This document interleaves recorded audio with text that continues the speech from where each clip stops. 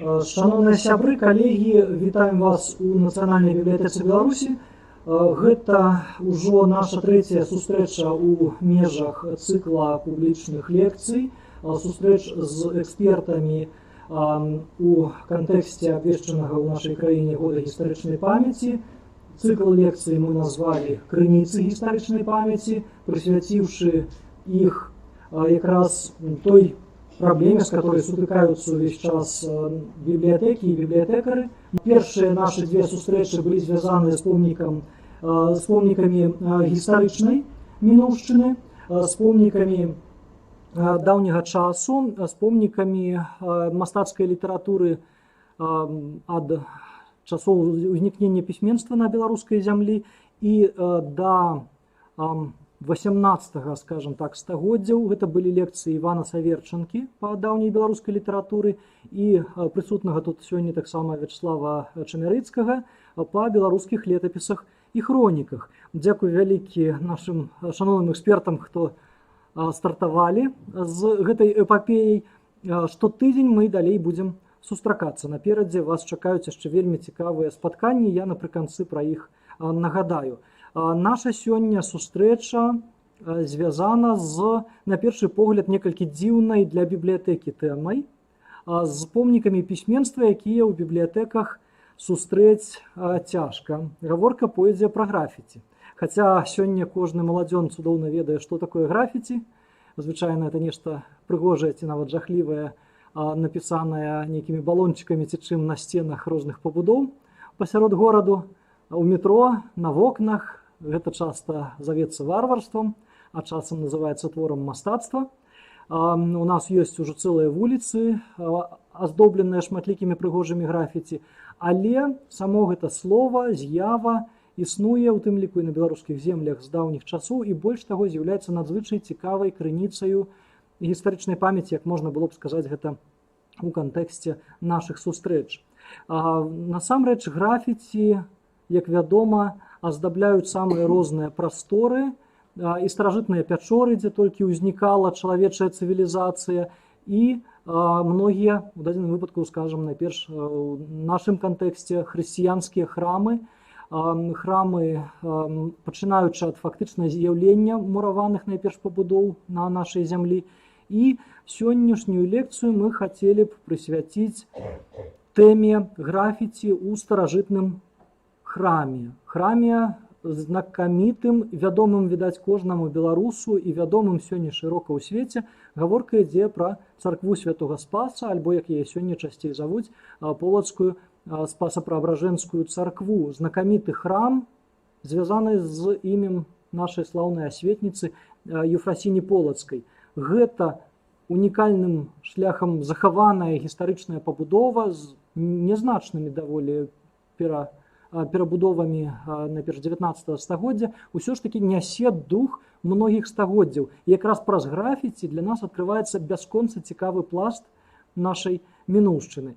У якасці эксперта і лектара сёння выступіць чалавек, которага у Беларусі сёння добра ведаюць, відаць, як найлепшага знаўцу беларускай эпіграфікі, беларускіх, у тым ліку вось такіх інскрыпцый вельмі незвычайных, але надзвычай цікавых, каштоўных чалавек, які шмат год, ужо 15 год фактычна звязаны з працамі на самой Спасаўскай царкве, вывучае увесь гэты і значна большы нават час надпісы, якія захаваныя нашымі папярэднікамі на розных, абсалютна ў розных прасторах полацкай Спасаўскай царквы. Пра гэта мы сёння пагаворым. Гаворка ідзе пра шаноўную Іну Калечыц. Мы зрабілі невяліченькую тут выставу ў прасторы бібліятэкі, некалькі кніг, важных артыкулаў шаноўнага нашага эксперта мы прадставілі для шырокай публікі, але запрашаем вас больш уважліва з імі пазнаёміцца у самой бібліятэцы, бо сапраўды мы іх усе зберагаем. Наперадзе яшчэ многа цікавага. Ужо для нашых аддаленых карыстальнікаў я адразу скажу, што мы зробім паведамленне, так бы мовіць, і ў каментарах да гэтай відэатрансляцыі мы змесцім спіс публікацый ці спасылку на яго ў нашым электронным каталогу, каб была магчымасць пазнаёміцца з не толькі апошнімі, але хіба ўсімі ці асноўнымі публікацыямі шаноўнай Інны Калечыц. Я спадзяюся, яны безумоўна будуць вельмі цікавымі для ўсіх і кожнага, асабліва пасля таго, што вы сёння пачуеце. Адразу ўсіх, калегі, шчыра вельмі запрашаю быць актыўнымі ў абмеркаванні тут прысутных, бо пасля лекцыі у нас адбудзецца дыскусія з пытаннямі і меркаваннямі. А нашых дыстанцыйных гледачоў, которые, я бачу, ўжо да нас далучаюцца, я запрашаю быць актыўнымі ўжо ў гэтую хвіліну, бо дзякуючы вашай актыўнасці і гэта відэа таксама здолее пабачыць значна большая аўдыторыя. Я ўсе пытанні буду фіксаваць і па магчымасці мы паспрабуем на ўсе з іх даць адказ. Спадзяюся, пачуем. Адным словам, шаноўныя калегі, запрашаю да актыўнай дыскусіі і перадаю адразу сваё слова нашаму эксперту, шаноўнай Інне Калечыц. Дзякуй. Вітаю, шаноўнае гаспадарства. Ну, калі так сказаць, што гэта можа быць як каменная бібліятэка, так, дзе захаваліся ўсе ж такі надпісы, хаця іх не параўнаць з кнігамі, аднак гэта такая важная частка пісьменнасці Беларусі, таму што летапісы, ну, мы ведаем колькі, так, а вось трэба ведаць, ці пісалі нашы продкі, аб чым яны пісалі, што іх цікавіла, што найбольш такім было для іх важна. Ну, вось гэтых надпісаў захавалася каля 4000 ад 12 стагоддзя да 19-го. Там вось было сказана раней, што апошні надпіс гэта 1832. На гэты час ужо гэта не самы позні надпіс, самы позні 1800, не 32, 42 год, но калі браць самы позні, такі вельмі дрэнны надпіс, гэта напісана ў 90-е гады назва горада Маладзечна. Адразу пасля рэстаўрацыі нехта туды прабраўся, не гледзячы на прысутнасць рэстаўратара Ракіцкага, і пакінуў там вось гэты надпіс. Таму можна зразумець, што вось гэтае жаданне пісаць, яно не знікае, так, ні ў 12 стагоддзі, ні пазней, так, ні ў 20-м. Ну, царква мы все ведаем, так, знешні воблік яе, хаця на самой справе яна ў 12 стагоддзі выглядала не так, як мы бачым яе зараз. Былі галерэі, падчас археалагічных даследаванняў гэта было ўстаноўлена. Ну, вось не ведаю, ці будзе зроблена рэканструкцыя, аднак можна так вось гэтыя галерэі дабудаваць. І там таксама былі графіці, яны захаваліся фрагментарна. Падчас археалагічных даследаванняў гэта было вызначана. Ну, вось усё ж такі асноўная маса гэта тое, што захавалася на сценах царквы ўнутры і звонку таксама. Звонку таксама ёсць надпісы. Ну, чаму пісалі? Чаму пісалі, гэта такое пытанне, скажам, з той оперы, калі нельга, но вельмі хочацца. Зафіксавана ў помніках таго часу тое, што вось гэтае напісанне, прадрапванне графіці, яно прыраўноўвалася да пасячэння крыжа, да разрабавання магіл. То бок гэта быў такі грэх даволі велізарны, тым не менш пісалі. Пісалі чаму? Ну, магчыма, успрымалі Божы храм як такое месца, дзе вось гэты надпіс, ён застанецца на сцяне, і ён будзе чытацца незалежна ад таго, ці будуць праходзіць набажэнствы ў храме ці не. А калі яны будуць праходзіць, то магчыма, як счытвацца будзе гэты надпіс са сцяны. Ну, магчыма, вось такое было меркаванне у сярэдневяковага насельніцтва. Мы дакладна гэта ведаць не можам, аднак мы можам нешта прапанаваць, так, у якасці тлумачэння. Ну, і вельмі было б добра, калі мы маглі вызначыць па надпісах, калі была пабудавана Спаса-Преображэнская царква. На жаль, вызначыць не можам мы гэтага, таму што самыя старажытныя надпісы, яны не датаваны. І самы першы надпіс, які датаваны, ён узнікае ў 1189 годзе. Гэта надпіс пра прадстаўленне або пра смерць Паўла. Хто быў гэты Павел, невядома, магчыма, гэта святар царквы. Чаму вось, ну, такая гіпотэза? Таму што гэты надпіс, ён знаходзіцца ў ахвярніку. У ахвярніку на сцяне, зразумела, што ахвярнік быў доступ толькі ў святароў, панамароў, ну, людзей, якія праводзілі набажэнствы. Запісана вось гэты надпіс, і адразу мы да яго звернемся, ён будуецца па такой, як бы сказаць, формуле, якая будзе ўжывацца і ў іншых надпісах. Гэта памінальныя такія запісы, дзе звычайна фіксуецца год даволі рэдка для вось гэтага часу, а часцей, што там кажуць, месяца нейкага. Так, вось гэтыя надпісы ідзе пад цітлам, скарочаны месяца, далей ідзе слова февраля, скарочаны таксама 3 літары, Ф, У і Р зверху. І даецца дата КЗ, гэта 27, так, калі вось абазначаліся лічбы літарамі ў той час. Прыставіся Павел, магчыма, святар гэтай царквы. Цікава, што ўнізе таксама ёсць надпіс, памінальны надпіс, і вось па той жа формуле ён запісваецца. Месяца іюля у 16-й дзень прыставіся Алена Павловна. Магчыма, дачка гэтага Павла, таму што і надпіс знаходзіцца ўнізе, і таксама вось, тут ёсць адпаведнасць, так, імя і імя па бацьку.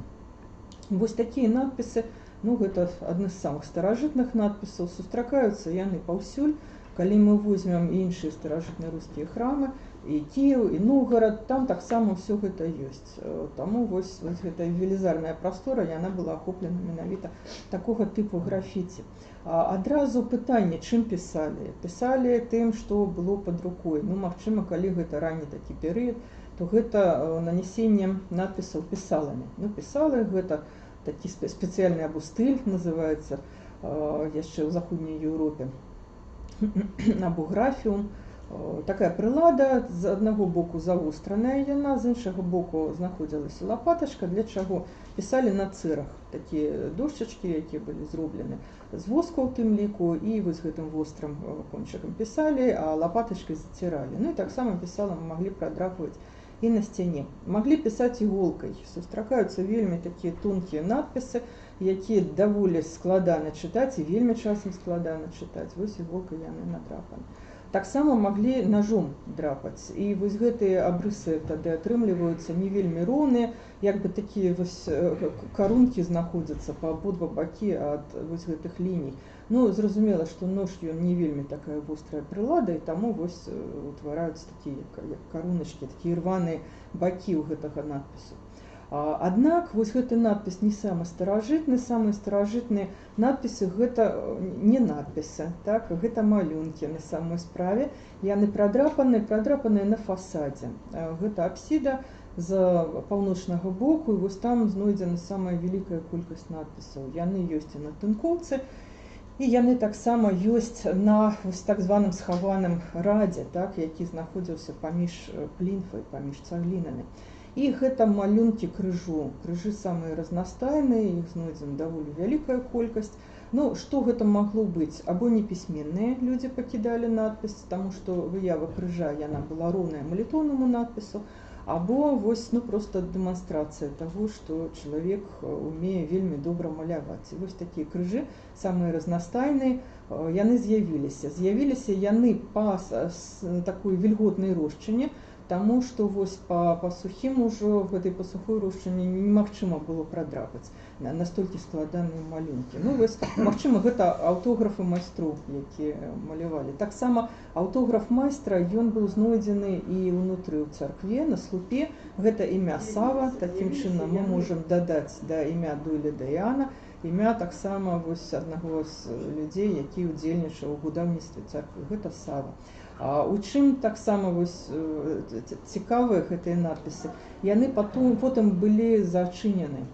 Калі б вось не згубілі гэтае пакрыццё з фрэскамі зверху, вы б ніколі не даведаліся, што там ёсць надпісы. Вось такім чынам яны былі як бы схаваны. Вось зараз, дзякуючы таму, што згубілі гэтую тынкоўку зверху, мы можам убачыць вось гэтыя аўтографы, імя і вось такія малюнкі на фасадзе менавіта.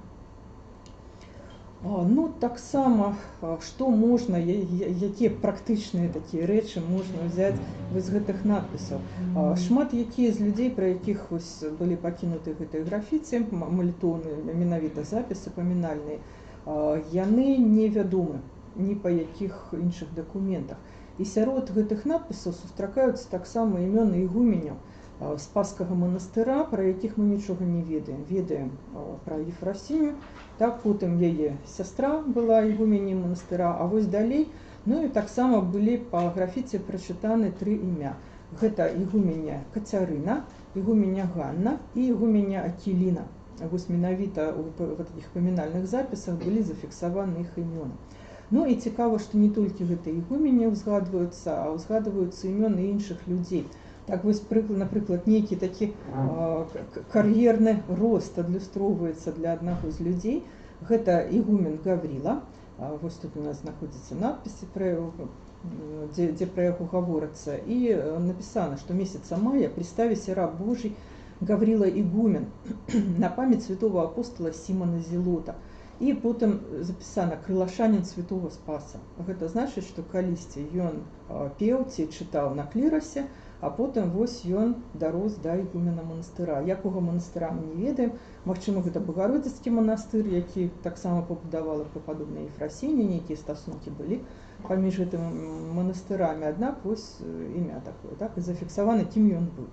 Ну і вось таксама цікава, епіскап невядомы па іншых крыніцах пісьмовых, гэта владыка Афанасій, які праставіўся, ну, таксама куда няма, на памяць святого Михаіла. На самой справе гэта памяць архангела Михаіла, ну, вось так запісалі імя, так, як святога. Таксама невядомы па іншых крыніцах епіскап. Ну, акрамя гэтага, таксама гістарычныя асобы, вось адна з іх, гэта вялікая княгіня Ульяна, маці Егайла, пра смерць якой таксама расказваецца ў графіце месяца марта, представіся княгіня Великая Ульяна на памяць святого Алексея, чалавека Божья. Да, вось такі запіс быў. Таксама існуе вось меркаванне, што маглі пакідаць гэтыя надпісы за нейкую невялічкую плату. Ну, магчыма, што такое было, таму што надпісы сустрагаюцца па ўсёй прасторы, яны знаходзяцца і ў алтарнай частцы, і на слупах, і на стенках. Ну, вось на слупах, калі яны вельмі так добра прадрапаны, то было складана прадрапаць іх менавіта падчас набажэнства. Магчыма, за нейкую невялічкую плату так маглі прадрапваць гэтыя надпісы, такія вось памятныя пра нейкіх гістарычных асоб. Ну, акрамя гэтага сустракаюцца імёны шмат якіх людзей, у прыватнасці святароў храма. Ну, вось такі прыклад месяца марта представіся раб Божий поп Дмітр на памяць святого отца Конана Огородника. Ну і адзін з самых такіх цікавых надпісаў, які можна ўбачыць у прасторы храма, ён такі даступны, добра бачны, знаходзіцца на слупе храма. Гэта паўночна-ўсходні слуп. Месяца сентября представіся раб Божий Іван Поп у 25 на памяць, 25, так, на памяць преподобной Ефросиньи, ну, маецца на увазе преподобная Ефросинья Александрийская. І вось такая припісана, так, зроблена «Убі разбойнік». Звычайна гэта не пішацца такія рэчы, аднак вось тут, ну, нейкі такі фактар, як загінуў гэты чалавек, вось тут дапісана. Вось такія дадаткі, яны вельмі цікавыя, таму што гэта адступленне ад такой формы, адступленне ад формулы, і яно заўсёды цікава, таму што гэта, ну, нейкія такія галасы мінулага, якія даюць магчымасць убачыць, як выглядала жыццё тагачаснага чалавека. Ну, вось гэта такія рэчы, якія будуюцца менавіта, ну, так скажем, па вызначанай формуле. Ёсць таксама даволі цікавыя надпісы, яны сустракаюцца ва ўсіх храмах старажытна-рускіх. Гэта надпіс, які нагадвае вось сучасныя, калі нейкія запіскі падаюцца за упакой, так, або за здароўе чалавека, там таксама пішацца імя, каго памінаюць.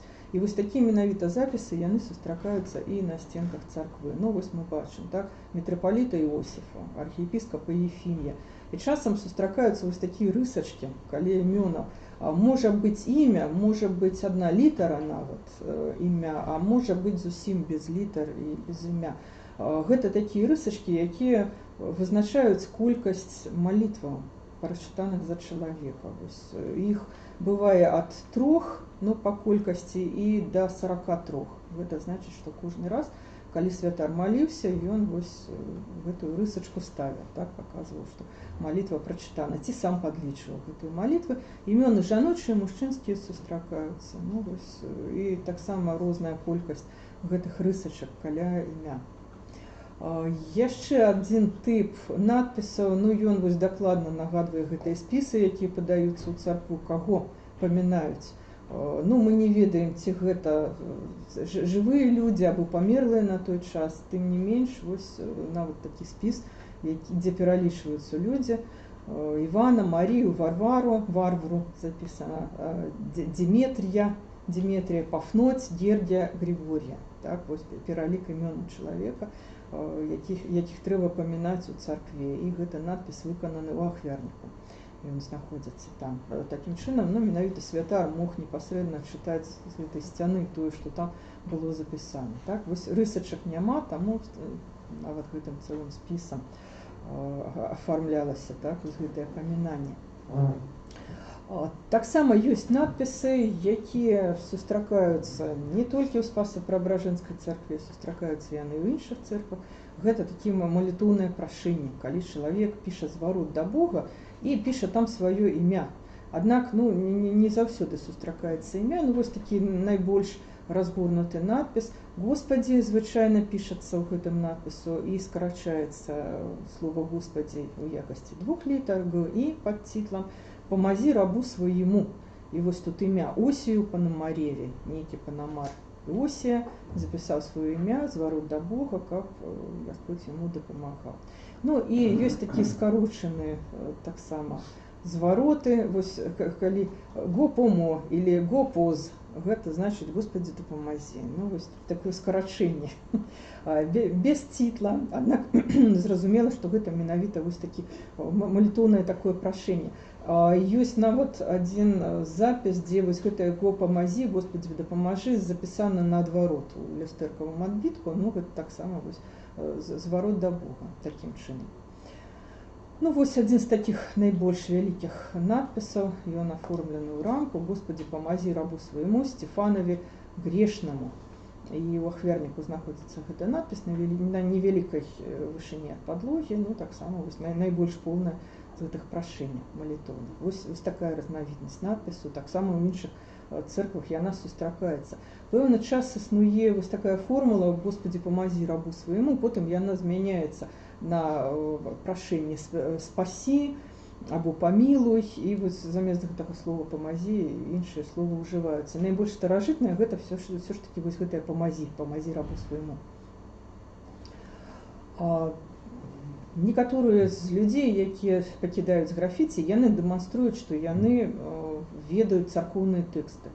І, магчыма, яны запісваюць іх па памяці. Вось такі тэкст, які чытаецца на вечерне, малой і вялікай, на Пятидесятніцу. В пророцах возвестил еси нам путь спасения. На слупе запісаны даволі вялікі такі тэкст. Ну, магчыма, па памяці ён запісаны вельмі такім глыбокімі прорызанымі лініямі. І можна ўбачыць, што гэты надпіс ён перакрывае больш старажытны надпіс, які вось у рамку там заключаны. Гэта таксама складанасць, таму што шмат калі вось гэтыя познія надпісы яны накладаюцца на раннія. Раннія, канешне, больш каштоўныя, больш цікавыя, іх складана таму чытаць і нават немагчыма часам прачытаць, таму што яны вось, ну, згублены напалову часам з-за таго, што больш позні надпіс ён нанесены паверх. Ну, вось, напрыклад, такое пракімнае: «В понедельник Господь Бог услышит мя, во вторник милость». Гэта як напамін такі, што калі чытаецца, магчыма, каб не забыць, вось чалавек запісаў, гэта частка алтарная, ну і магчыма, ён адтуль счытваў гэты надпіс. Аднак вось такія надпісы яны і на слупах таксама сустракаюцца. Ну, або гэта знаёмства з царкоўнымі тэкстамі, або гэта нейкая такая шпаргалка, падказка чалавек сабе пісаў. Або вось у ахвярніку таксама. Гэта таксама з набажэнства, што чытаць у 6-й час і ў 5-й. Аднак тут не 5-й, а тут запісана літара F, так, памыліўся чалавек. Ну, вось такога тыпу. Таксама ў іншых храмах сустракаюцца гэтыя надпісы. Ну і яшчэ адна катэгорыя цікавая, таксама ў іншых храмах сустракаецца. Часам цалкам можна сустрэць, ну, я думаю, все здагадаліся, так, што гэта такое. Гэта алфавітныя надпісы. Часам яны сустракаюцца цалкам, усе гэтыя літары кірылічнага алфавіта. У нас, на жаль, такога няма, толькі 14 літар. Гэта алтарная частка, сцяна паўночная ў алтары. І вось там гэтыя літары сустракаюцца. Гэта часцей за ўсё неафіты, якія толькі навучыліся пісаць. і таму яны дэманструюць сваю пісьменнасць усюды. Ну вось калі мы возьмем самы гэты велізарны надпіс, мы бачым, што тут не толькі алфавіт запісаны, аднак тут вось такі радок, дзе адны толькі літары А.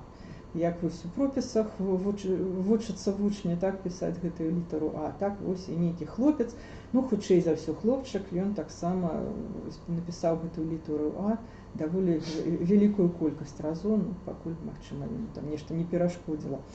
Ну і вось таксама загалоўныя літары, літара Б, магчыма, ён бачыў у кнігах недзе і вось запісаў гэтую літару.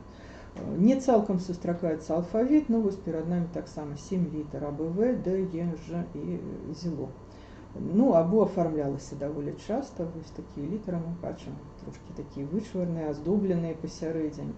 Ну, вось сведчыць пра тое, што чалавек быў пісьменны, і ён імкнуўся дэманстраваць гэта на сцяне. Так, пакуль там нешта, магчыма, не перашкаджала, а магчыма, нейкая лянота была. Гэта таксама прысутнічае, калі чалавек пачынаў надпіс пісаць вельмі добра, вельмі прыгожа, а потым яму ўжо надакучыла і нейкімі там такімі рысамі, больш такімі беглымі ён заканчваў гэты надпіс, або перарываўся і не працягваў яго зусім. Ну, вось такія надпісы і ў іншых сустракаюцца цэрквах, а вось ідзе ўжо надпісы такія ідуць цікавыя, якія не сустракаюцца, так, а якія характэрны для вось менавіта дадзенай царквы, таму што яны больш спантанныя, яны пішуцца з нейкай нагоды такой. Ну вось, напрыклад, Фамін або Фаміч, не ведаем, таму што там лакуна, там згублена частка тэкста. Пришёл октября 7-й дзень, і далей нешта, вот там працягваў ён пісаць, не дапісаў. З нагоды чаго ён прыйшоў, ці памаліцца, або вось так, ну проста пакінуць адзнаку нейкую, што ён вось тут пабываў. Мы не ведаем, аднак прыйшоў вось у 7-й дзень кастрычніка, так, і пакінуў надпіс. Ну і вельмі такія людзі высокамаральныя, якія былі ў тыя часы, яны імкнуліся пакінуць нешта пра не вельмі высокамаральных сваіх калег або знаёмых. Таму вы з'яўляліся такія надпісы, якія найбольш цікавыя, таму што з нейкай нагоды яны напісаны, так мы не ведаем за якой, аднак гэта нейкія такія жывыя галасы, жывыя словы. Ну вось, напрыклад, такі надпіс по череву, по хребту Спіріда, і гэта, як бачыце, вельмі так задрапана моцна, таму гэта імя было даволі складана прачытаць. Спіріда папа біце пугамі прапануецца, так? Паел праскур адзін канун. Ну, канун гэта памінальная нейкая ежа, памінальная трапеза, таму, магчыма, вось ён з'еў так, або не з'еў, таму што гэта вось задрапана потым было. Асе пісаў, і далей ідзе імя, якое зараз уже прачытана, гэта імя Міха, гэты Міха сустракаецца ў іншых надпісах, а потым свайму і далей неразборліва. Ну, вось такі надпіс, так, нейкае такое вось абвінавачванне гэтага папа Спіріда, якога трэба біць пугамі. Або такі надпіс ёсць таксама, ну тут яго няма, на слупе «Асавка, панамарь святого Спаса, служит чреву, работает телу». Вось нейкі мараліст таксама напісаў. І таксама надпіс гэта прадрапаны. Ён задрапаны пасярэдзіне, ну таму што не хацеў чалавек, каб пра яго чыталі, што ён для душы нічога не робіць, а чреву і целу працуе. Або вось такія, ну, сустракаецца і наадварот таксама запісы, аднак яны вельмі рэдкія. Ну, вось тут, видите, такі, бачыце, 3 твары нарысаваныя і крыж, і напісана «Спірід поп добры». Ну, гэта амаль што адзінкавы надпіс, дзе пішацца, што нехта добры. Звычайна так, нейкая крытыка гучыць. Або вось такі цікавы надпіс «Пімен інак». І звярніце ўвагу, што літара П, яна запісана як лацінская літара, пімен інак, ну, даволі такі прыгожыя літары былі напісаны.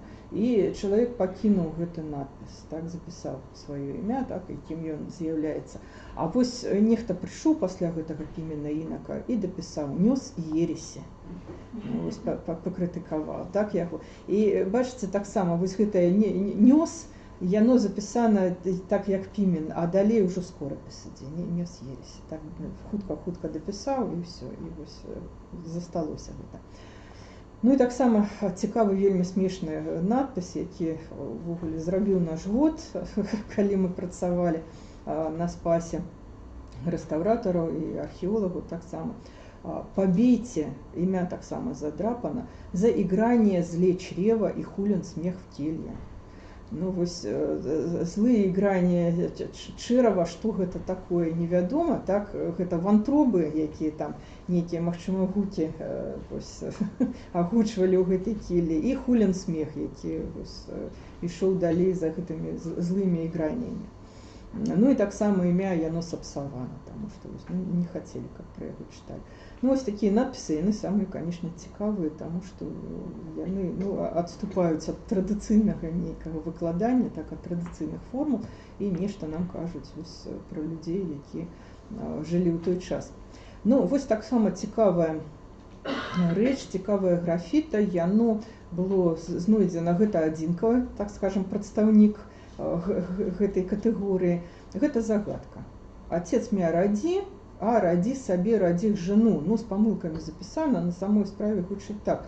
Отец мяне народил, я народил себе жонку, жонка народила мне дзяцей. Про кого ідзе размова? Ну, вось з 14 стагоддзя такая. Адам.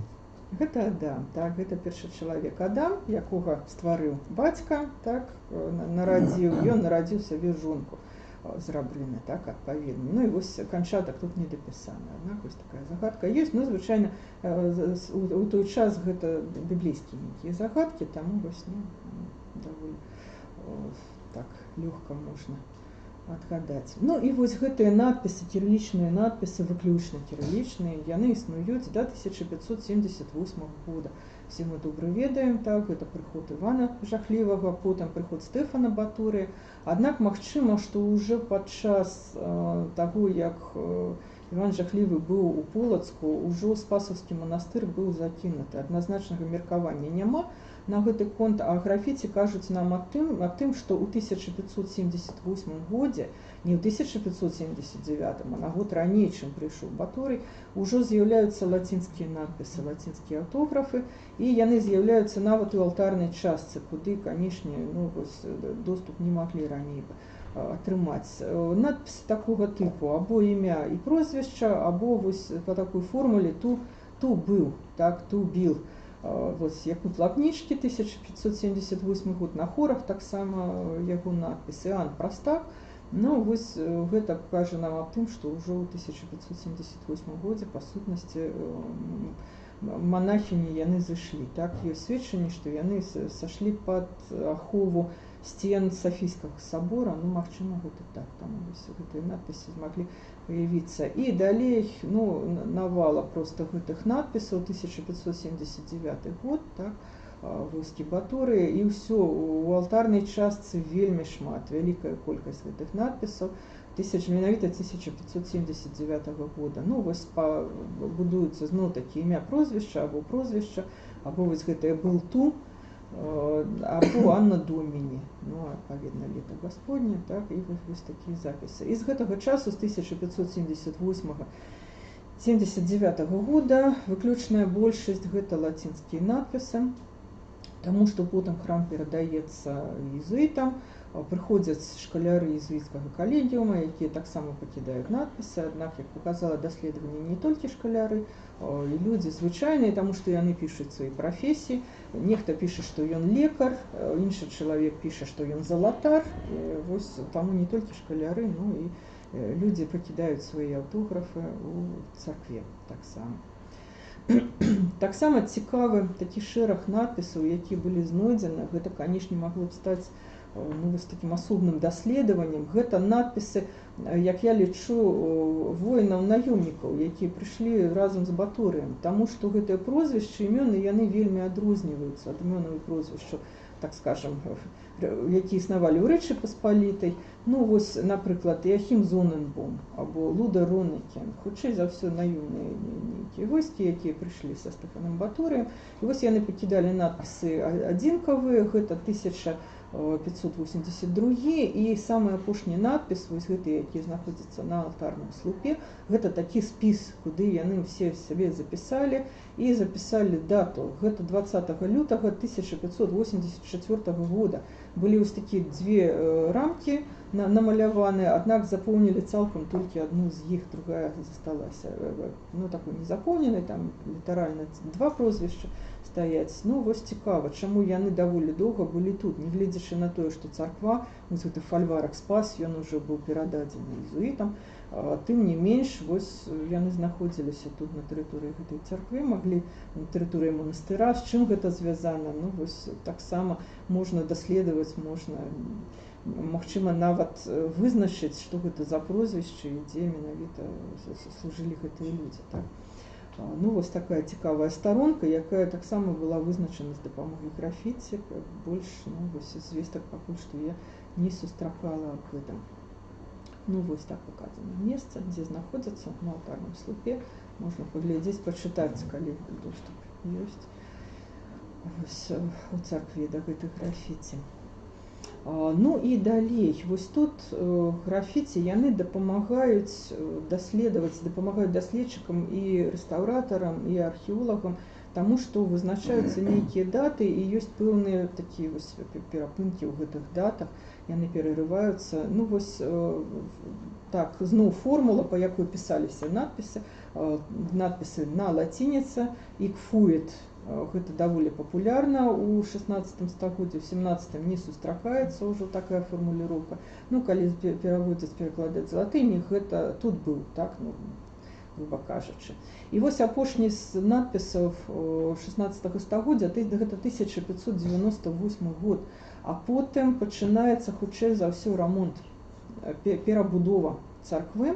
І яна заканчивается ў 1604 годзе, там з'яўляюцца надпісы, ну і трошкі далей пакажу, дзе яны з'яўляюцца. Гэта таксама цікава. Ну вось шкаляры, яны афармляюць свае надпісы такім вельмі цікавым чынам. Гэта нейкія рамкі, так, гэта нейкія рамкі з такімі вось крыламі, аздабленнем. Марія Шміскевіч афармляе такім чынам. Ну, калі ёсць час, калі ёсць жаданне.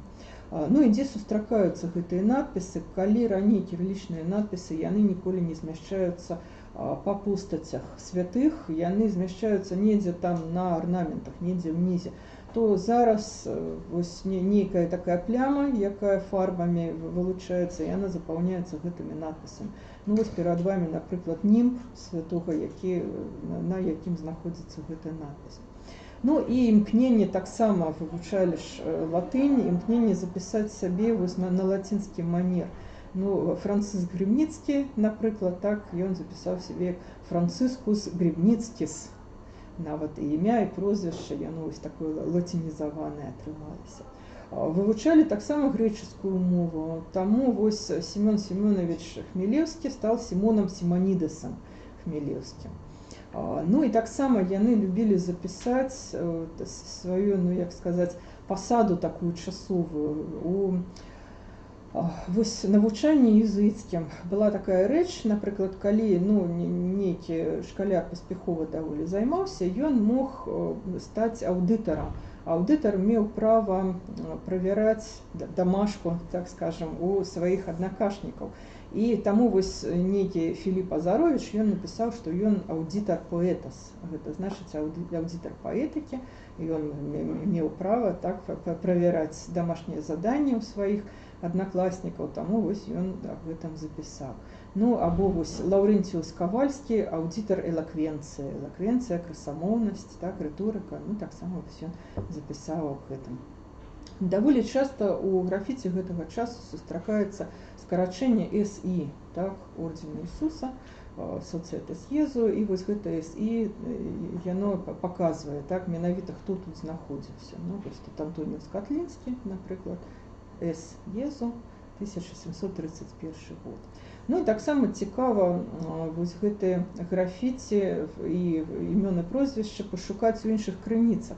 Ну вось перад вами запіс Петруса Брашчэўскага, 1625 год, так, ці не, 35. А потым ён бурмістр Полоцкага магістрата, рымскага боку, ну і вось падчас навучання у калегіуме ён пакінуў такі надпіс, свой аўтограф. Так, гэта цікава, калі можна параўнаць так з іншымі крыніцамі, супаставіць і знайсці вось нешта пра гэтых людзей, так, якія ў свой час вучыліся і пакінулі свае аўтографы. Ну, вось такая цікавая катэгорыя, якая сустракаецца. Так гэта жаночыя імёны, іх няшмат, іх недзе каля 5, вось менавіта гэтага перыяду 16 стагоддзя. Аполлонія Цехановецка, гэта надпіс у так званай келлі прападобнай Ефрасіні. Ну, на самой справе больш дакладна будзем казаць, што гэта паўднёвы кампартымент, так, паўднёвы храм такі невялікі, які знаходзіўся, так, ну, традыцыйна называюць келля Ефрасіні. І вось яна пакінула свой надпіс. Тут аўтограф: Аполлонія Цехановецка, воеводжанка Мсціславска Суражска. Так, вось менавіта яе надпіс. Яна вядомая па іншых дакументах. Памерла яна, калі не памыляюся, у 1680-х годах. Яна не пакінула нашчадкаў пасля сябе. Ну, магчыма, вось яе з'яўленне ў гэтай келлі звязана з культам Пракседы, які існаваў у гэты час у Полацку. Магчыма, яна малілася тут, таму што мы ведаем, што яна памерла менавіта ў падарожжы к іконе Боскай маці, так, магчыма, ну, яна прасіла дзяцей. Гэта толькі таксама гіпотэза, дакладна сказаць мы не можам, аднак вось цалкам імя яе запісана, і запісала яна сама сваё імя. Вось такі надпіс даволі цікавы. Сустракаецца таксама ён не па формуле, так, гэта напісана так вось такім, вельмі почеркам, які скача ў розныя бакі, не нармаваным такім. І чытаецца як часу аблэнжання Полацка. Гэта значыць, што, ну, магчыма, там нейкія гарматы грукаталі, так, а чалавек пісаў, ён хаваўся ў царкве і запісаў, што ён піша вось падчас аблэнжання аблогі Полацка. Ну, таксама цікавыя надпісы гэтага часу, гэта зварот да Бога. А чым цікавы? Таму што раней, як вы памятаеце, так, пра што я казала, пісалі людзі толькі сваё імя. А вось у 17 стагоддзі, і мы ведаем гэта па юрыдычных дакументах, чалавек хацеў найбольш поўна сябе абазначыць. Гэта імя па бацьку, імя па дзеду, гэта яго пасада і астатняе, што ён узгадываў. І цікава, што такі вот расклад, ён адбіваецца ў графіці таксама. Чалавек піша пра сябе, напрыклад, Карп Спірідавіч Аспанка пакланяецца Господу Богу. Недастаткова таго, што Карп моліцца Богу, так, а менавіта вось Карп Спірідавіч і прозвішча яго, так, ён звяртаецца да Господа Богу. Ну і вось адны з самых любімых маіх графіці, гэта такі яскрава, на мой погляд, беларускі графіці, калі чалавек звяртаецца да Бога. Ну, вось глядзіце, як ён звяртаецца, так, спачатку ён піша на кірыліцы «Памяні Господі», а потым на лацініцы «Памін Господі». Вось калі Бог не разумее на кірыліцы, то можа на лацініцы гэта ўжо дойдзе. Таму трэба, ну, неяк так зрабіць, так, падстахоўку і вось і так запісаць. Магчыма, нешта дойдзе. Ну, вось такі ўжо звароты. Ну і, канешне, малюнкі. Малюнкаў шмат, малюнкі цікавыя. Аднак, ну, часцей за ўсё яны сустракаюцца без нейкіх суправаджальных надпісаў. Таму датаваць складана, ну, па нейкіх уявах можна датаваць. Ну, а часам вельмі такая вось велізарная даціроўка расцягнутая там з 12 па 19 стагоддзя. Ну, гэта крыжы, па-першае, разнастайныя крыжы, якія, зразумела, з'яўляліся ў царкве, так. Гэта мог быць або малюнак крыжа, або, ну, нейкая адпаведнасць, так, вось малітоўнага надпісу. Крыжы праквітнеўшыя, крыжы чатырохбаковыя, галгофскія крыжы, ну, і гэтак далей. Па малюнках таксама крыжоў можна даволі шмат разважаць. Сустракаюцца выявы рук. Гэта рукі, якія бласлаўляюць, так, гэта два пальца звычайна, астатнія прыцягнуты да далоні, ну, як святар звычайна робіць бласлаўленне. І вось цікавыя такі рукі-крылы, якія намаляваны ў ахвярніку, іх каля 40, яны ўсе павернуты на ўсход. Некаторыя вось намаляваны такія, як бы пяцерня, так, далонь, і вось гэтыя пальцы, яны дамаляваны да гэтай прамавугольнай далоні. Ёсць тыя, дзе таксама вось бласлаўляючыя рукі, з нагоды чаго намаляваны, ну, дакладна сказаць не можам. Усе, магчыма, за нейкім бласлаўленнем на ўсход яны вось накіраваны. Ну і, канешне, коцікі. Як без коцікаў? На сценах ніяк, так? Вось адно з самых, ну, напэўна, гэта першая выява катоў на Беларусі. Да 17 стагоддзя дакладна гэта зроблена, таму што надпісы 17 стагоддзя перакрываюць. Ну і вось такія тры каты. так. Вось яны ўнізе прарысоўка, ну адзін з іх, магчыма, гэта чорны кот, таму што вось гэта такія вось лапкі яны вылучаны, магчыма, белыя такія. Другі ён, напэўна, паласаты, таму што вось нейкая паласа ідзе, гэта такі беларускі чэшырскі кот, таму што ў яго такі шчыры смайл на мосце. І вось трэці ён пухнаты, хутчэй за ўсё, таму што вось гэтыя пухнаткі яны пазначаны.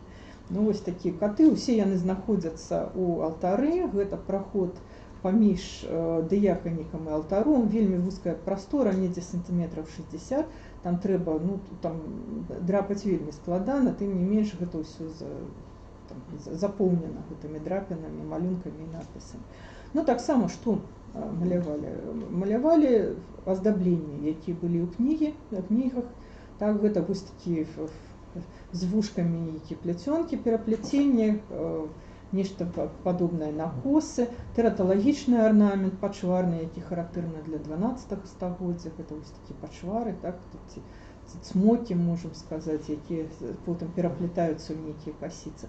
Ну і тое, што людзі бачылі побач з сабой. Гэта выява бусла, бусел сядзіць на гняздзе, гняздо такое кола, абазначаная нейкай штрыхоўкай, так, у розныя бакі. І гэта выява паўліна. Ну, паўлін мог быць, канешне, на тэрыторыі манастыра ў якасці падарунку, таму што косткі паўліна яны былі знойдзены ў Ваўкавыскаў на баярскай сядзібе. Ну і таксама сустракаецца ў кнігах такія вось маргіналіі, так, псал есмь пав'ем пером.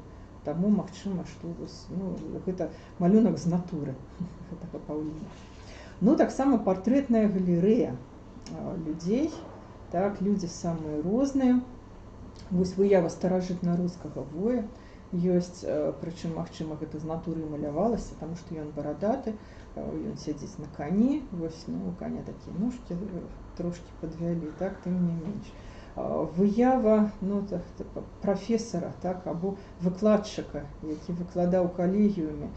Магчыма, што чалавека, гэта Станіслаў Корсак, ён запісаў сваё імя вось у такую рамку, а потым нехта дамаляваў вось гэтага выкладчыка, у якога у адной руцэ ён трымае, ну, гэта розгі, напэўна, так, а іншы там ён паказвае менавіта на вось гэта імя. Выява чалавека з такім піўным брушкам, так, таксама магчыма з натуры намаляваны, таму што вусы даволі такія добрыя, вось гэта адзенне таксама прадрапана. Ну, выява, складана сказаць, ці гэта жанчына, ці гэта нейкі вой, такія вочы дзюркамі дзвюмя, яны прадрапаны, углыб прасверлены, прасвідраваны. Ну, вось выява, якая адна з выяў, невялікая іх колькасць, якая падпісана, гэта Семён Павлович Власіха, які толькі вось бюст ягоны, і ён трымае крыж. Цікава, што крыж шасціканцовы, магчыма, нейкая сувязь з крыжам Ефрасіні Полацкай, ну, дакладна сказаць мы не можам. Ну, вось профіль таксама, гэта Баброўскі, які гэтае прозвішча даволі часта сустракаецца ў графіці, ну і профіль таксама гэтага Баброўскага. Чалавечак такі, які, ну, вось тут што можна сказаць, што, магчыма, не навучыўся яшчэ гэты хлопчык ці чалавек, які маляваў, лічыць. Так, паглядзіце, якая колькасць пальцаў, 7 пальцаў, і напісана «несе касу».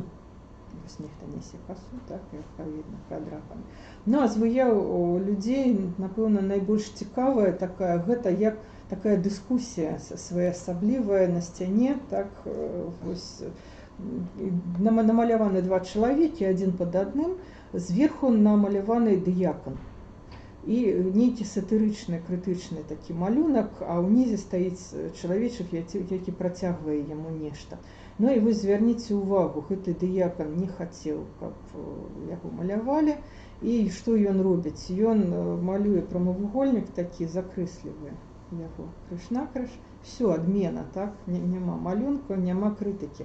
Но цікава, што знаходзіцца таксама надпіс побач, і там напісана «Д'якану Алешку пёс на шыю».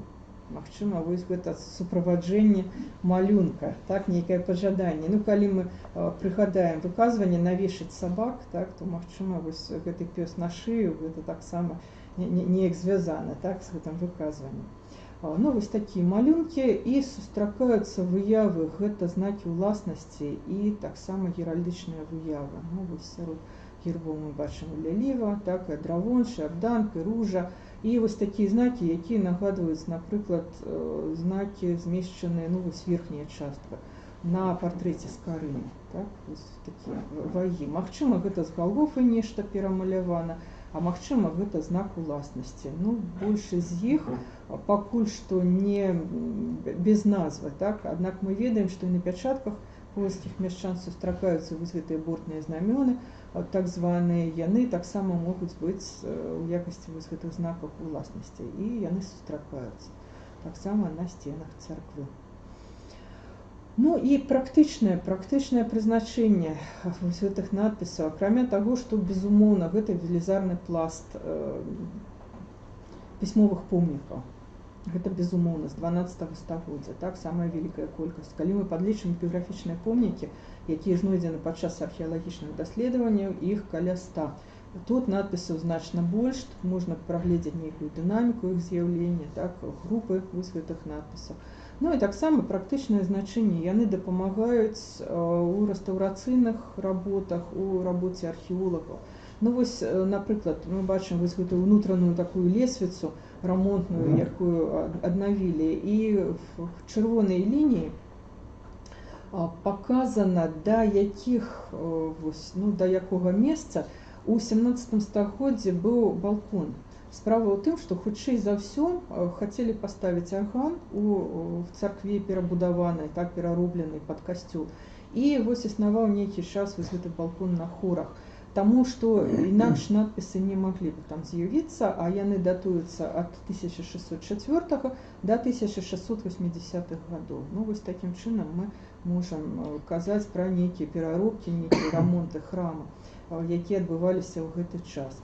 Ну і вось так самы надпіс, такія грані, які з'яўляюцца, там гэта Матіас і Сабіна, Анна, 1604 год, так вось датуецца надпіс. Пасля 80-х гадоў 17 стагоддзя надпісаў у гэтым месцы ўжо няма. Гэта значыць, што, напрыклад, разабралі, так не карысталіся балконам, і, магчыма, арган не быў пастаўлены таксама у гэтым месцы. Ну і вось таксама практычны прыклад такі. Такая рошчына, так, якая знаходзілася паверх, яна больш сучасная, і надпісы, безумоўна, былі зафіксаваны, потым іх знялі, і што атрымалася? Атрымалася, што знаходзіцца датаваны надпіс Захаріас Петрович, 1649 год. Гэта значыць, што вось гэты слой, так, ён быў нанесены пасля 1649 года. Можна взяць нейкія там пробы і вызначыць, дзе яшчэ былі зроблены рамонты вось гэтай рошчыны, так. Ну і вось 18 стагоддзе таксама датаваная надпіс. Ну і адна з цікавых такіх адзін бакоў, гэта саманазванне храма, так, эклезіонім, як называўся храм. Спачатку ён называўся храмам Святога Спаса. Гэта фіксуецца і ў іншых дакументах, гэта ёсць і на крыжы Ефрасініі Полацкай, ну, пра гэта пісалі і самі палачане, якія ў храме прысутнічалі. Крылас, клірас, так, адпаведна сучаснае, крылас Святога Спаса. Пра гэта пішуць самі людзі. Ну і ў 1654 годзе пераасвячэнне, так, Алексеем Михайловичам, адпаведна ў Спасо-Преображенскую царкву, мы ведаем яе пад гэтай назвай зараз, так, а вось раней гэта царква Святога Спаса. Таму можна, калі ідзе размова пра старажытны перыяд, называць яе менавіта так. Дзякуй за ўвагу. Гадзіна і пытанне, калі ласка. Дзякуй вялікі вам за выступленне. Дзякуй за лекцыю, за прадстаўленне вельмі цікавага, як мне падаецца, матэрыялу. Калі шчыра, у нашых рэаліях мы ўсе знаёмыя з гэтай царквою. Для многіх сама тэма графіці таксама вядомая, да? Шмат хто бываў у храме і на ўласныя вочы бачыў, знаёміўся з гэтымі надпісамі, шмат хто дзівіўся, шмат хто задаваў сам сабе пытанні, і не толькі сабе, а наколькі гэта можна было, да, от пісаць нешта кшталту тут быў Вася, прычым у самыя старажытныя часы, калі храм непасрэдна выкарыстоўваўся па сваім прызначэнні у такіх месцах, дзе здавалася б сапраўды звычайнаму чалавеку не прабрацца, як, напрыклад, у алтарнай частцы. І там усё спісана. Думаю, што тут і для разваг хопіць цікавых пасылаў і тых жа коцікаў, якіх посцілі на сценах, як не толькі ў наш час, праўда, аказваецца, і ў старажытнасці, але і больш змястоўных разваг тут шмат. Мы адмыслова задалі такія некалькі дыскусійныя і правакуючыя пытанні для гэтай дыскусіі на пачатку, спрабуючы на іх адказаць спадарня. Думаю, збольшага і дала адказы. Але, шаноўныя калегі, я запрашаю вас цяпер распачаць дыскусію, задаваць пытанні наўпрост, і спачатку хацеў бы даць такую магчымасць тут прысутным фізічна. Нашы шаноўныя гледачы, я назіраў іх шмат было ў такім рэальным часе пастаянна. Таксама вас запрашаю пісаць вось зараз гэтыя пытанні, іх ужо цэлы шэраг тут агучаны і запісаныя. Усё фіксую, пастараемся максімальна даць на іх адказ, але спачатку прысутная, я бачу, Олег Дзярновіч жадае, ласка, гучна. Дякую, спадар Ніна, щиро дякую за лекцию, яка абуджае некаторыя думкі і пытання. Я хотел все-таки удакладніць. Я вяртаюся да пачатку вашай лекцыі. Памятаю, меня ў свой час таксама ў Кіевскай Сафіі уразіла колькасць графіці, там ліку на святых. Там где-то уже 10 тому вышло. Так все ж таки, як ці правильно зразумець, што вот гэтыя графіці не былі святотатствам і не былі профанацыяй, так? Сакрального. То есть это все-таки, як я зразумеў, з вашей лекции это было такое упубличнение. То есть это як бы презентация себе, да, на публичном масштабе, формате. Так? То есть это не святотатство. Презентацыі сябе і жаданне захаваць памяць, так, захаваць памінальне. Гэта забеспячэнне, так скажем, будучага жыцця на тым свеце. Так, калі вось гэта памінанне, то гэта памінанне будзе гучаць да тых часоў, пакуль стаіць храм. Мы можам прыгадаць вось тыя ж граматы берасцяныя, так, калі будзем хадзіць па іх нагамі, літары будуць ведаць, так? Таму літары гэта трошкі большая пісьменнасць у той час, гэта трошкі больш, чым зараз для нас, так? Гэта сакральная справа ўсё ж такі. І тое, што напісана, яно будзе счытвацца, так? Яно будзе існаваць да тых часоў, пакуль існуе храм. І памінанне таксама будзе ажыццяўляцца, і памяць будзе захоўвацца пра чалавека. Вписывание у ту сакральную концепцию. Магчыма, так. Мы дакладна сказаць не можам. Як гіпотэзу можна так. Адно яшчэ вельмі падобнае пытанне прагучала якраз дыстанцыйна. Я яго агучу, можа трошкі іначай гэта будзе фармалізаваць пасыл. Ці можна на падставе графіці казаць, што людзі лічылі важным пакінуць пасля сябе памяць на будучыню вось праз гэтыя запісы, і чым гэта ўсё можна патлумачыць? То есть галоўная задача была пакінуць пра сябе памяць урэшце, ці нешта іншае? Хутчэй пакінуць памінанне. Хутчэй пакінуць, магчыма, забяспечыць сябе вось гэтае загробнае жыццё, так?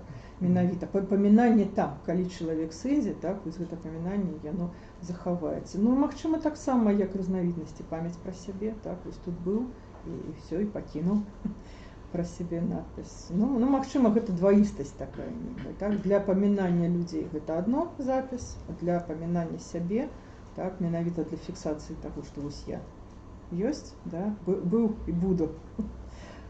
Гэта іншае, так, гэта. Дзякуй. Калегі, яшчэ пытанні?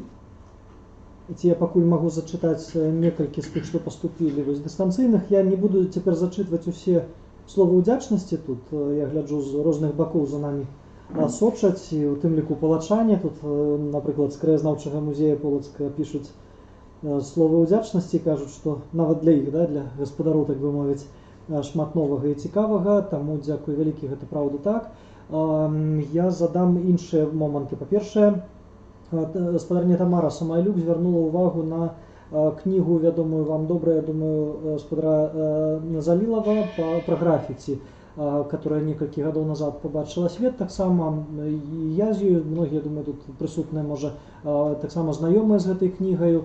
Чым гэта кніга была важная і заўважаная, наколькі яна істотная, і што яна не зрабіла, што яна недастаткова, можа быць, раскрыла, і што зроблена ў вашых публікацыях адносна вось гэтай яго працы, гістарыяграфічны такі аспект. Ну, каб не крытыкаваць уже вельмі жорстка, гэтая кніга змяшчае, так скажем, шмат фантастычных звестак і шмат такіх чытанняў вельмі своеасаблівых.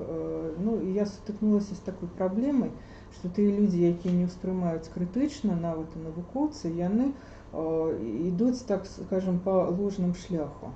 Ну, вось нават вясной мінулага года я мела размову з адной з навукоўцаў, якая складае слонік старажытнай беларускай мовы, і яна шукала слова шлішан, напрыклад, якое было агучана. На самой справе гэта неправільна было прачытана слова, і вось гэты шлішан яна не ведала, ці ўключаць яго, ці не ўключаць у сваю кнігу. Ну, я патлумачыла, што гэта неправільнае чытанне, што гэта чытанне двух надпісаў, кавалкаў двух надпісаў. Такога няма і такога не існавала ніколі слова. Ну, вось гэта адзін з прыкладаў. Так? Таму вельмі крытычна трэба ставіцца і правяраць тых звестак, якія ёсць у гэтай кнізе. Пры ўсёй павазе да гэтага даследавання з такім сутыкнулася. Дзякуй вялікі. Дзякуй за адказ. Я думаю, што ён даволі, ну, скажам, можа не поўны, але пасыл даў. Дзякуй. Яшчэ пытанне звязанае якраз з моваю. Вось вы звярнуліся да мовы, я таму яго цяпер зачытаю. Што за мова? Гэта царкоўнаславянская, старабеларуская, стараславянская ці нейкая іншая. Я кажу пра кірылічныя запісы да 16 стагоддзя. Старажытна-руская і старабеларуская мова в асноўным. Ну, царкоўнаславянская, калі гэта тэксты. Адпаведна, царкоўная, так, стараславянская мова. А так гэта, ну, звычайна размоўная мова з элементамі размоўнай мовы, таму што як чулі, так, як казалі, так і пісалі. Так, вось тыя шпугі, якія сустракаюцца, пра якія я казала. Так, вось гэтае слово. Ну, таксама слонік трэба скласці, канешне. Аднак гэта праца, якая наперадзе яшчэ. Спачатку трэба апублікаваць, ну, гэта ўсё зафіксавана, ўсё графіці прачытаны, так, цяпер вось яны чакаюць публікацыі, а потым ужо можна больш глыбока, так, напэўна, даследаваць. Ну, і я думаю, што будуць, канешне, удзельнічаць і філолагі, так, іншыя спецыялісты, таму што, ну, трэба гэтай крыніцы падаць, а потым ужо вучоныя далучацца іншыя. Ёсць, дзякуй вялікі за гэта пытанне і за адказ на яго дакладней. Яшчэ одно пытанне дыстанцыйнае пакуль задам, але запрашаю ўсіх прысутных таксама яшчэ далучацца. Пытанне такое: даціроўка ад Раства Христова, а не ад стварэння свету, якую мы часта бачым у тагачасных старых кнігах беларускіх, ну, в сэнсе, которые бытавалі на беларускіх землях, у графіці, яна звязана з адукацыйным узроўнем аўтараў, ці гэта больш нейкі шырокі феномен? Даціроўка ў самых старажытных ад стварэння света. А вось больш позней гэта ўжо, ну, 16 стагоддзя, гэта ад Раства Христова. А все старажытныя надпісы, ну, амаль усе, гэта даціроўка ад стварэння света. Ёсць. Ёсць, дзякуй, калегі, ці ёсць? Ну, калегі. Вячеслав Антонович, Вячеслав Чамярыцкі, калі ласка. Я хочу спытаць, конечно, дзякую за вельмі цікавае, змястоўнае даследаванне. Это сапраўды цэлы пласт новы, незвычайны, я бы сказал, цэлая анталогія асаблівая вось тэкстаў малавядомых. Вот вы салідна займаліся, но вы, відаць, не першыя. Так вот цікава, хто раней да вас занимаўся расшифроўкай і вывучэннем гэтай графікі, графіці, ці, допустим, нават Шчакаціхін ці закранаў это пытанне. Вот хто да вас больш-менш так салідна займаўся? Менавіта ў гэтай цэркве? Не, Полацкі соборах, да, Полацкіх. Справа ў тым, што за выключэннем, ну, магчыма, там 10 графіці, яны ўсе былі пад маслянай фарбай. І я першапраходзец, так скажем, таму што ну вось як толькі здымалася гэтая фарба, так адразу пачыналася вывучэнне гэтых надпісаў. Дзе было самараскрыццё надпісаў, ну гэта надпісаў 10 менавіта, не больш. Таму Это в не этом соборе, займаліся. а в іншых, в Софийским. Ну там безумоўна, там яшчэ ў савецкі час было вывучэнне, гэта Высоцкі, гэта Медынцава, ну, вывучэнне было, канешне, і раней таксама. Дякую. А хто ў Беларусі, каго бачыце наступнікам і ці ёсць школа? Бо ну, мы так жартам не жартам выкарысталі гэта словазлучэнне маці беларускай эпіграфікі, да, которое часам даводзілася сустракаць у дачыненні да вас, але ў маці мусіць быць дзеці. Ці ёсць паслядоўнікі? Ну, хочется, конечно, детей. Аднак дети, ну, я выкладаю дапаможныя гістарычныя дысцыпліны ў Беларускім дзяржаўным педагагічным універсітэце. Ёсць, канешне, спробы, ёсць студэнты, якія добра чытаюць, аднак у сучасных абставінах, ну, у каго жыццёвыя, так, у каго якія, ну, не вельмі атрымліваецца пакуль што са школы. Калегі украінскія прыязджалі, іх навучыла, ім дапамагала, а нашы вось пакуль што не, пакуль што бездзетныя. Ну, трэба абзаводзіцца, канешне. Все наперадзе, он палачане, я ж кажу, теж. І мають свій університет, Олег. Ну, калі не будзе злоўжывання, еще одно Нормально. пытанне, дзякуй. Мне такое склалось выражение, что по тых надписах до 14-го, включно 14 стагоддзям, письменность сярод старажытных палачанаў была пашырана не толькі слоем святарства, так? Там цалкам светскі люд. Может быть, мы недооцениваем ступень письменности вот этот средневечный час? Ну чаму, калі мы разгледзім акрамя графіці таксама эпіграфічныя помнікі іншыя, якія былі знойдзены падчас археалагічных даследаванняў, мы бачым, што этой пісьменнасці рамеснікаў і жаноцкая пісьменнасць і купцоў, таму гэта было вельмі распаўсюджана. І не, пісьменнасць была, безумоўна, і дзіцячая пісьменнасць, яна вось прадстаўлена даволі добра на сцяне ахвярніка. Калі там надпіс, напрыклад, вось такі скарга «Алісава боцыму намя піша», дык Алісава гэта імя дзяўчынкі. І вось яна нешта там піша, а гэты хлопчык скардзіцца, што яна на яго нешта піша. Таму вось, ну, як такая жывая гаворка, яна якраз і паказвае, што так існавала пісьменнасць, была даволі распаўсюджана. Дякую вялікі. Калі ласка, Максим Гагарович. Зрабіць одну заувагу, што, напэўна, ўсё, што Гучна. мы кажам пра горад. Безумоўна, Мы безумоўна. кажам пра горад і мы кажам пра Полацк. Пра распаўсюджанне. Ну так, у Полацку здаўна любілі паказаць і камень пры Сафійскім саборы, і іншыя помнікі пісьменства, і паказаць, што не толькі духавенства, але і будаўнікі, і іншыя, так, Полацк. Ну, одно пытанне, Ніна, можна такое, колькі прыкладна на сёння 17-18 стагоддзя прозвішчаў гэтых студыёзусаў, ці не студыёзусаў, прыкладна, хаця б, і наколькі рэальна, ну, гэта ўжо міждысцыплінарнае, нават не ваше даследаванне, это трэба браться гісторыкамі, якія вывучаюць гэты перыяд, браць дакументы і просто глядзець па асобах, якіх вось вы называлі некалькі чалавек. Той же самы Корсак, ён таксама відавочна, што з тых самых Корсакаў, якія гадоў 200 ў Полацкам кіравалі. І ў прынцыпе, колькі вось гэтых прозвішчаў, можа быць, не беручы найманых жаўнераў, ці там часы якраз там 80-х гадоў 16 стагоддзя, там пазней трошки. Вось менавіта гэтых студэнтаў, студыёзусаў.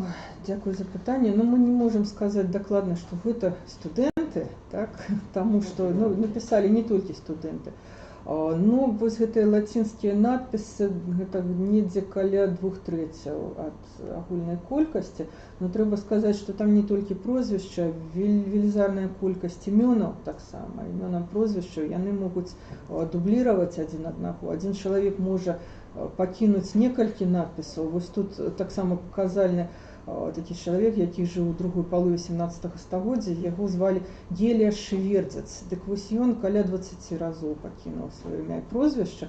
Ну, канешне, трэба рабіць выбарку. Вось так я не гатова яшчэ адказаць. Аднак, ну, шмат. Вось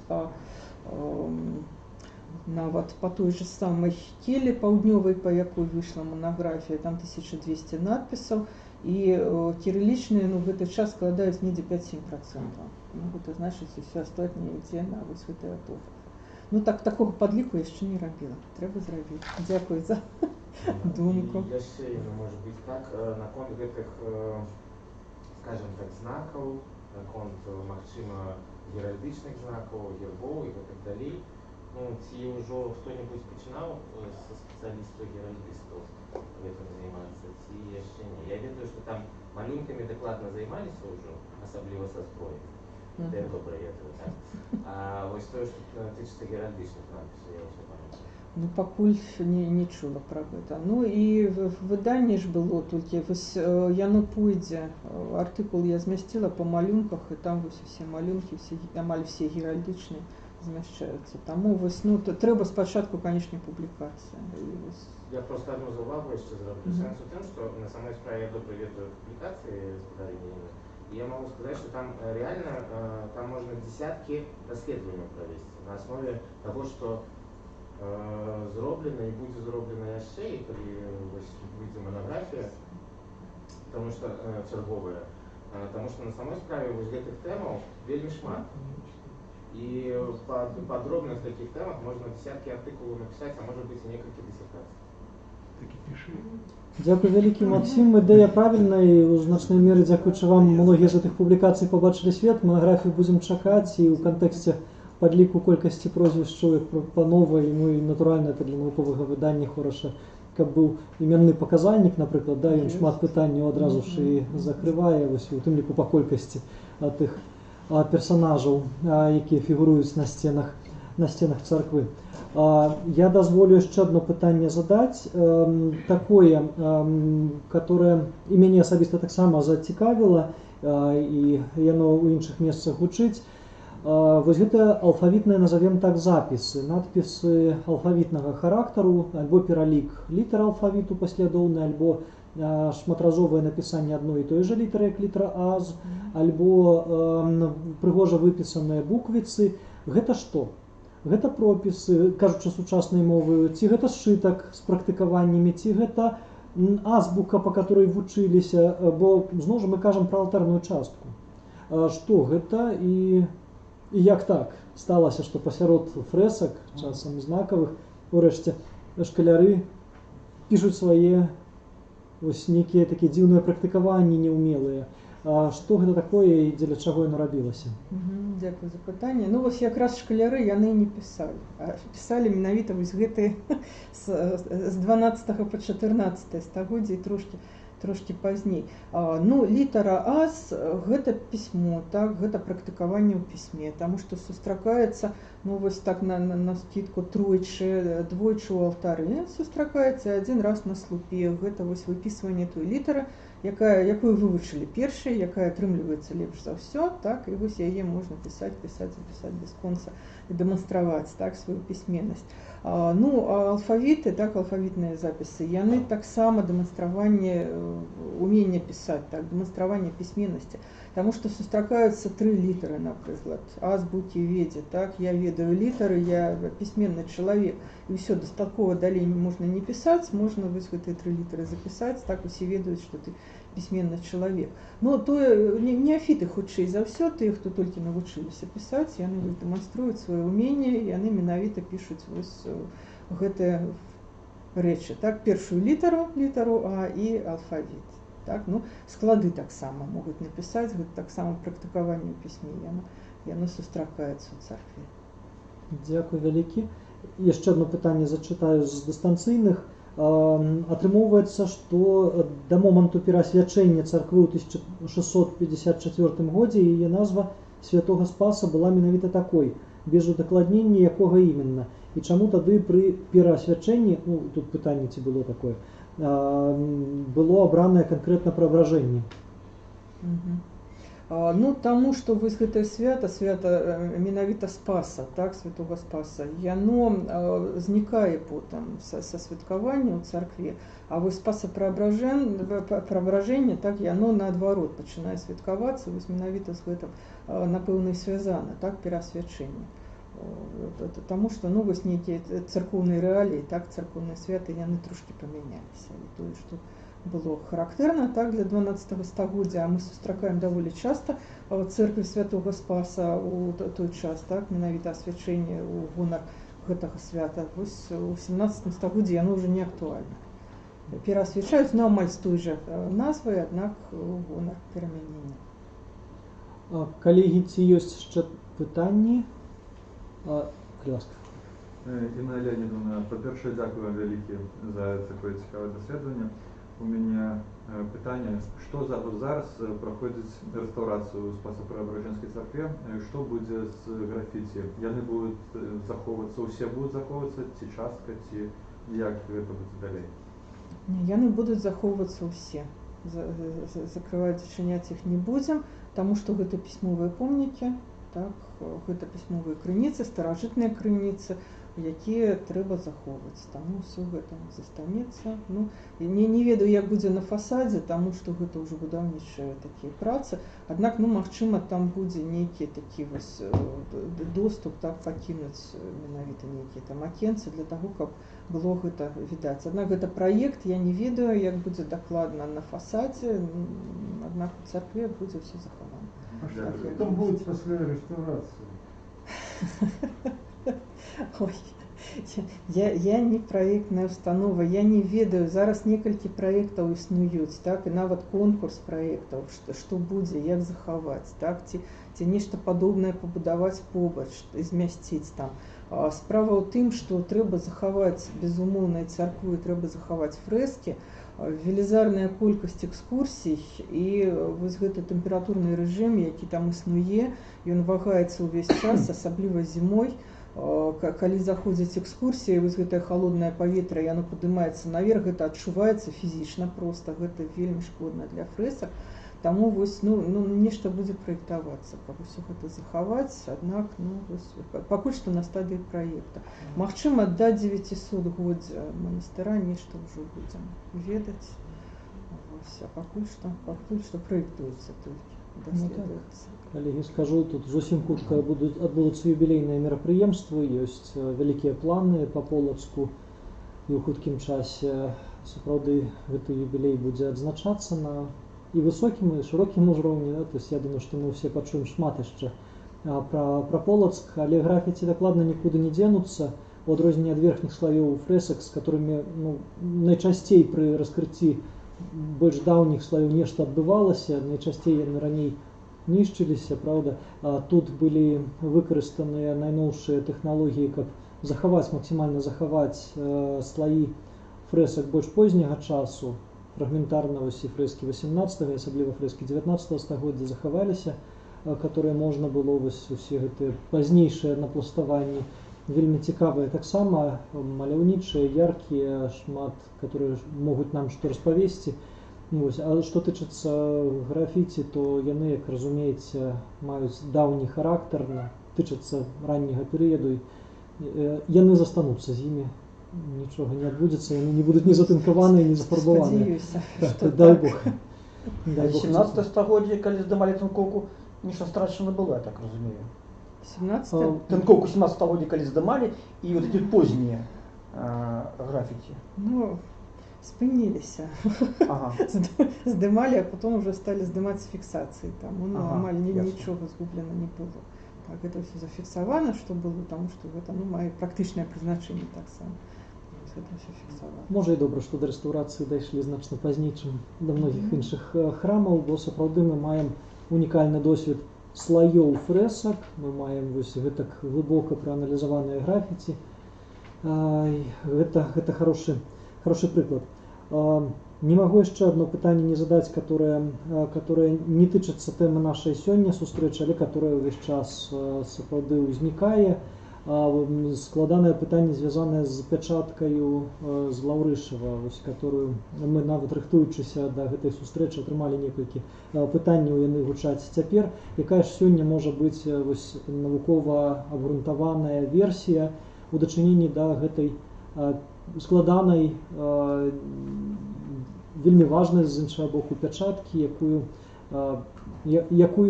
навукоўцы ўжо некалькі год як маюць магчымасць асэнсоўваць, вывучаць, больш дэталёва аналізаваць.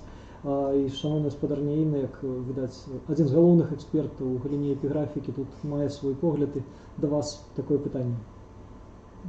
Ну, пытанне гэта гучыць некалькі дысанансам, так? Так, у нашай размовы. Тэматычна, Тым не менш, ну, я думаю, гісторыя даследавання гэтай пячаткі даволі добра прадстаўлена в нашай Вікіпедыі. Печатку мне показали в свой час Гаспадар Рассадзін і датаваў яе дакладна 13 стагоддзям. Безумоўна, што такім дысанансам для 13 стагоддзя гучаў і матэрыял, і выкананне гэтай пячаткі, так, і надпіс на гэтай пячаткі. Ну, в якасці гіпотэзы было выказана меркаванне аб такім змешаным надпісу грэчаска-старажытна-рускім, так. Гэта толькі гіпотэза, на якую я не настойвала і агучыла яе толькі аднойчы. Больш ніякіх публікацый не было па гэтым надпісе. Калі вось гэта ўсё закруцілася потым нейкім такім цудоўным чынам, калі зараз з'явіцца даследаванне, якое уключае ў сябе стратыграфію, безумоўна, археалагічную, даследаванне рэчазнаўчага матэрыяла і самой гэтай пячаткі, надпісу палеаграфічнага на пячаткі. Таму, безумоўна, калі гэта Ицхак Айзек, вельмі цудоўна. Калі гэта 13 стагоддзе, чаму не? Будзем чакаць абгрунтаванага акадэмічнага даследавання. Я не спецыяліст па вось гэтым надпісам, так, таму, калі прагучыць меркаванне абгрунтаванае акадэмічнае, я пагаджуся. Дзякуй вам вялікі. Гэта якраз тое, што хацелася пачуць, погляд навукоўца, бо сапраўды комплекснае даследаванне з вынікамі археалагічных, стратыграфічных матэрыялаў мусіць быць пакладзена ў аснову ў нейкіх высноў. Хто яго зараз зробіць? Працы працягваюцца, у тым ліку ў Лаўрышаўскім манастыры навукова забяспечаныя, ёсць эксперты, ёсць навуковы кіраўнік гэтых прац. Я спадзяюся, што сапраўды гаспадара Рассадзіна ўжо няма ў жывых, але ёсць праца, якая працягваецца. Дай Бог навукоўцы скажуць яшчэ сваё слова.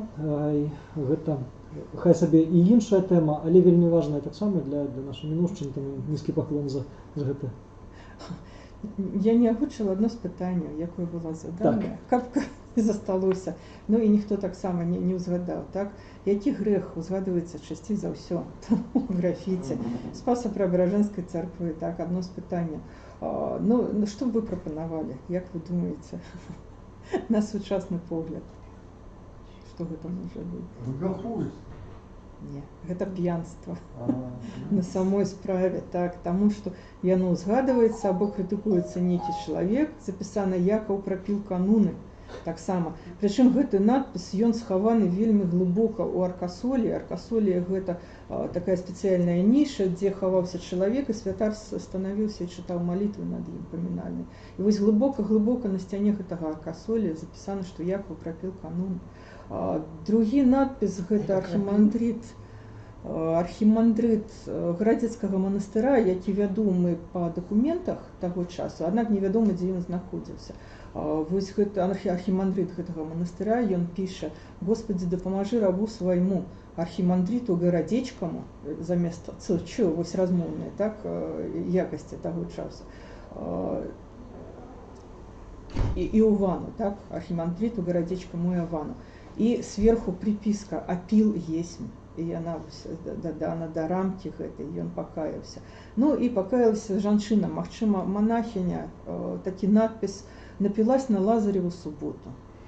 Ну, Лазареву суботу мы ведаем, так, што гэта субота перад страсной седмицей, так, перад страсным тыднем, калі можна піць віно і есці ікру. Ну і магчыма, яна зрабіла злоўжыванне такое гэтым віном, так, і потым пакаялася, запісала гэта на слупе. Гэты слуп якраз дзе пеў клірас, дзе былі пакінуты вось гэты запісы крыла святого Спаса, і вось там яна такімі танюткімі рысачкамі запісала, што яна зрабіла на Лазареву суботу. Ну вось так, ёсць пакаянне, значыць, ёсць надзея.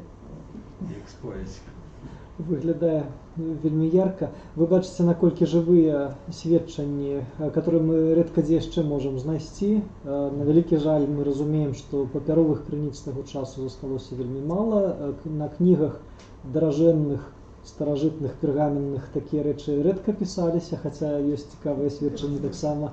А невасковак амаль ці берсцяных грамат у нас адзінкавыя хіба засталіся. Як вы ведаеце, 3 толькі граматы, а васкоўкі без тэкстаў на тыя фрагменты цэраў, што дажылі да нашых дзён, яны пра гэта ўсё нам не распавядуць. І вось здавалася б, адзін невялікі па памерах храм, ну прынамсі тое, што ад яго засталося, мае каля 4000 вось такіх графіці, которые гаспадарня Іна дэталёва, уважліва вывучала. Адно з апошніх, відаць, пытанняў, што далей? Ну, дзяцей мне ўжо пажадалі. Так. Дзякуй. Выданне. Хацелася б выдаць гэтыя ўсе крыніцы. Адна з манаграфій знаходзіцца ў маскоўскім выданні «Квадрыга». Даволі ўжо доўгі час. Спадзяюся, што ўсё ж такі выйдзе. Вось выданне крыніц, таму што я разумею, што калі вось яны будуць выдадзены, гэта будзе сапраўдны выбух навуковых крыніц, які пацягне за сабой іншыя даследаванні ў розных баках. Таму для мяне вельмі важна гэта і вельмі хацелася падтрымкі, магчыма, нейкай. Уся складанасць у тым, што кожная манаграфія змяшчае велізарную колькасць ілюстрацый. Вось гэта выклікае складанасці ў выданні. Гэта фота кожнага надпісу і гэта прырысоўка кожнага надпісу, таму вось пэўныя цяжкасці існуюць. Ну вось выданне ўжо пайшло, так, па паўднёвай келлі выйшла, там ілюстрацыі ўсе знаходзяцца на дыске. Ну вось магчымы такі фармат, канешне, хацелася б альбомны фармат, каб гэта ўсё было больш наглядна.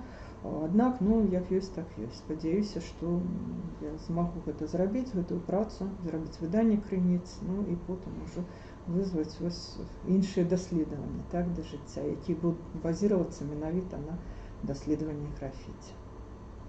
Дзякуй вялікі вам, гаспадарня Іна. Я ўпэўнены, што ваша праца сапраўды, вось як і Максім адзначыў, будзе падставай для шматлікіх, можа, дзясяткаў новых публікацый, даследаванняў, бо калегі, это сапраўды бясконца багаты матэрыял для любых тэм. Это сапраўды нейкая энцыклапедыя, не ведаю, жыцця праз стагоддзі горада, народа, людзей розных прафесій, розных станаў, рознай адукацыі, рознага паходжання. Дзякуй вялікі за гэту сёння сустрэчу з вами. Нізкі паклон. Я спадзяюся, мы яшчэ шмат будзем з вами таксама тут сустракацца. Будзем шчыра чакаць выданне шмат, нехай будзе непакутнай, доўгачаканай кнігі, шматтомнай, шмат тамоў новых вашых прац. Я спадзяюся, што мы гэта выданне здолеем тут прэзентаваць у бібліятэцы і абсалютна ўпэўнены, што яно сапраўды будзе моцным стымулам для новых даследаванняў. Шаноўныя сябры, я хачу са свайго боку яшчэ падзякаваць усім тут прысутным за цікавасць да нашых сустрэч. Мы будзем працягваць сваю справу, сваю працу. Наперадзе новыя спатканні. Мы ўжо іх часткова анансавалі. Я толькі нагадаю, мы толькі ў лютым будзем абмяркоўваць і тэматыку беларускіх даўніх карт, як таксама крыніц па нашай даўняй гісторыі, тэматыку найменняў вуліц, плошчаў, праспектаў, завулкаў, сквераў, которые шмат пра што таксама могуць нам распавесці і распавядаюць, шмат чаму вучаць і падказваюць. А апошняя сустрэча гэтага месяца, мы штосераду збіраемся вось тут, у памяшканнях бібліятэкі, о 15 гадзіне, хіба толькі можа 23 лютага з улікам спецыфічнага дня, дня абаронцаў айчыны, святочнага дня, будзе праведзеная раней. Відаць, мы сустрэнемся об 11 гадзіне раней і будзем абмяркоўваць першасныя крыніцы, прысвечаныя гісторыі партызанскага руху ў Беларусі. Гаворка пойдзе пра аператыўныя і разведзводкі беларускага штабу партызанскага руху і іншых органаў кіравання партызанскім рухам. Гэтыя дакументы адносна нядаўна ў шырокі такі навуковы ўжытак былі ўведзеныя праз недавно падрыхтаваныя публікацыі. Я думаю, таксама будуць вельмі цікавай крыніцаю, пра которую шмат што ёсць нам сказаць. Это будуць сустрэчы з вядомымі экспертамі, усе тры названыя, з людзьмі, которые шмат працуюць над гэтай тэматыкаю і з'яўляюцца сапраўды вядомымі і заслужанымі тут навукоўцамі, экспертамі. Таму запрашаю шчыра да гэтых сустрэч, як ужывую, гэтак і дыстанцыйна. Гэтыя ўсе запісы, паўтаруся, яны застануцца і даступнымі пасля завяршэння трансляцыі, то есть усе ахвотныя могуць быць сябрамі, так бы мовіць, удзельнікамі гэтай сустрэчы у такім постфактум рэжыме, да чаго шчыра запрашаю каментаваць, запрашаю выкарыстоўваць гэтыя відэаролікі, яны абсалютна бясплатныя і публічна даступныя для ўсіх і кожнага. Вашы пытанні, якія будуць узнікаць пасля, таксама будуць пераадрасаваныя ў прыватнасці нашаму сённяшняму эксперту. Таму хто пабачыць гэта відэа праз дзень, праз месяц ці праз год, мы ўсё збярэм і абавязкова стварэнне імя перадамо. Таму далучайцеся да дыскусіі, гэта дапамагае у тым ліку рабіць гэта відэа больш шырока даступным. Яшчэ раз дзякую всім за сустрэчу, нізкі паклон і да новых сустрэч. Дякую. Питання